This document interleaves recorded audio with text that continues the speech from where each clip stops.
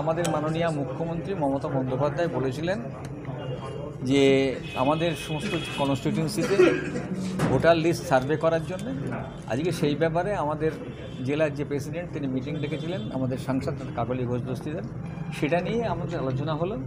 এখানে জ্যোতিপ্রিয় মল্লিক ছিলেন, রতিন ঘোষ ছিলেন, আর আমাদের যারা টাউনের প্রেসিডেন্ট বা ব্লকের প্রেসিডেন্ট কয়েকজন ছিলেন।